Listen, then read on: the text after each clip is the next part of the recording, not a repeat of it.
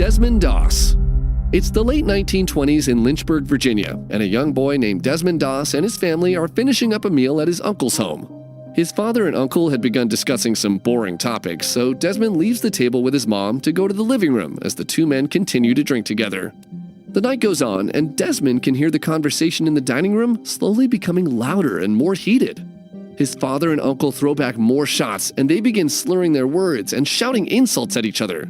The argument between the two men becomes so loud that a neighbor had called the police, and soon the blare of sirens could be heard in the distance.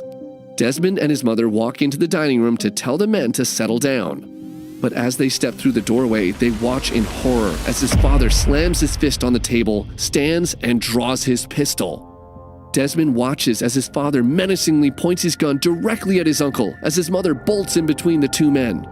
"The police are on their way," she says as she grabs the pistol from her husband's hand and tosses it to her son.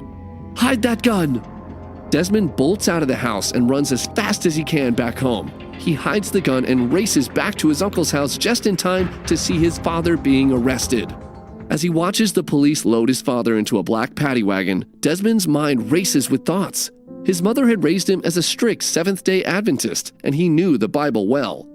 He thought of the story of Cain and Abel and realized that if his mother had not stepped in at that moment, his father would also have killed his own brother. How could anyone do that?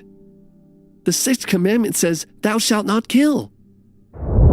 In that moment, Desmond Doss swears he will never touch a gun again, a decision that would one day turn him into one of the most unlikeliest heroes in military history.